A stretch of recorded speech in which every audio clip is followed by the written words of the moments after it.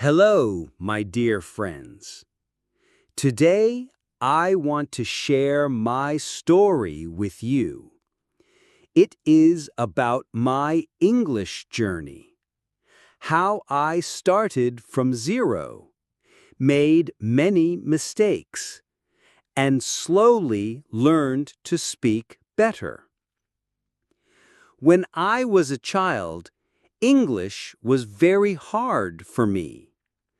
I saw people speaking English and thought, wow, how can they speak so well? To me, their English sounded so fast, like music I could not understand. I was afraid to say even one simple sentence. Sometimes, when my teacher asked me to read in English, my hands shook and my voice was very low. I felt shy because my classmates laughed at me. Their laughter hurt me, and I felt smaller and weaker every time. At that time, I thought English was only for smart or rich people, not for me. But inside my heart, I had a dream. I wanted to speak English freely, like the people I saw on TV, YouTube, or in movies. I wanted to share my ideas without fear. I wanted to stand with confidence and speak without hiding my face. I wanted to feel proud of myself, not ashamed. I started with small steps. The first thing I learned was to introduce myself. My name is. I am from. At first, it was difficult. I just repeated it like a robot. But slowly, my confidence grew. I understood that learning English is not magic. It needs practice, patience, and courage. Each small word I learned was like a brick, and slowly I was building my own English house. I realized that even a long journey starts with one little step. One of my biggest problems was the fear of mistakes.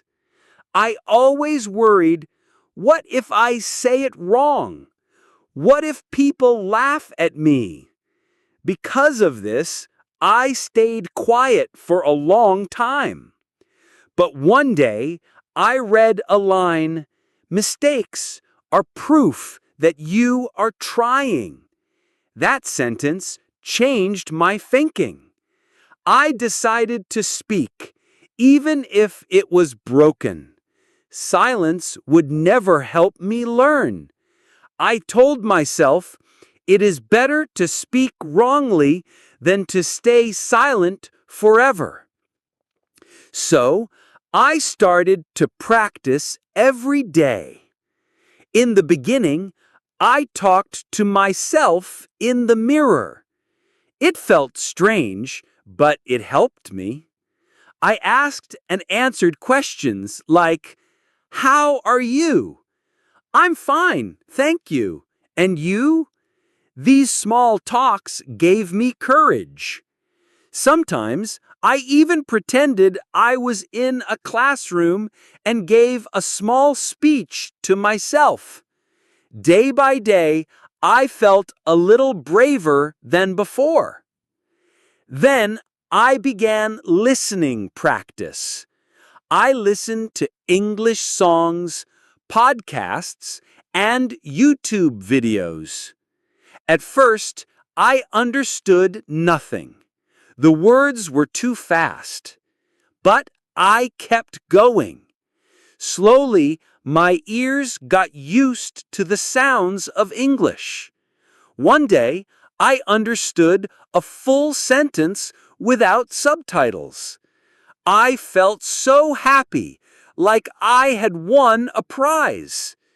That small victory gave me hope, like a light in a dark room. I realized that if I could understand one sentence today, maybe I could understand two sentences tomorrow. Reading also helped me a lot. I started with easy storybooks for children. Later, I read news articles, blogs, and novels. Whenever I found a new word, I wrote it in a notebook. Then I made sentences with that word.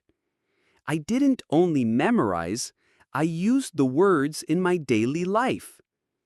Sometimes I used new words while chatting with friends, and they were surprised. This gave me more confidence to keep learning. Still, my biggest dream was to speak fluently. For this, I needed real conversations. I joined online language groups. At first, I was shy. My accent was not good, and people corrected me. But I didn't feel sad. I took it as free learning. Slowly, my sentences became smooth. My tongue got used to speaking English. Every conversation felt like a small practice test, and I was improving without even noticing. I even started enjoying speaking instead of fearing it. The best part of this journey was the change in my confidence. Before, when someone spoke to me in English, I stayed silent. Now I can answer naturally. I can share my ideas. I can even tell stories in English. I don't feel shy anymore when I open my mouth to speak. English gave me a new voice, and with that voice, I found a new version of myself. It felt like I was unlocking a door that had been closed for many years. Of course, the road was not easy. Many times I felt tired and frustrated. There were nights when I wanted to quit, but my heart whispered, "Keep going." Many times I thought, maybe I will never speak well. But then I remembered why I started. I wanted to learn. I wanted to connect with the world. So I never gave up. On the hardest days, I told myself, if I stop now, I will lose everything I worked for.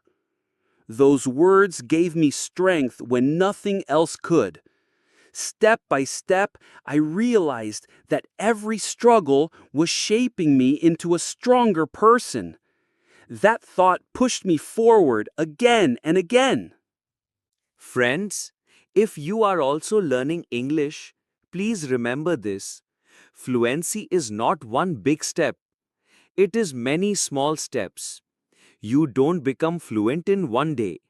You become fluent by practicing every day, by being patient, and by celebrating small successes. Every time you speak, you are moving closer to fluency. Every time you listen, read, or write, you are training your brain to grow stronger. Even small efforts like speaking for 2 minutes daily build your skills over time.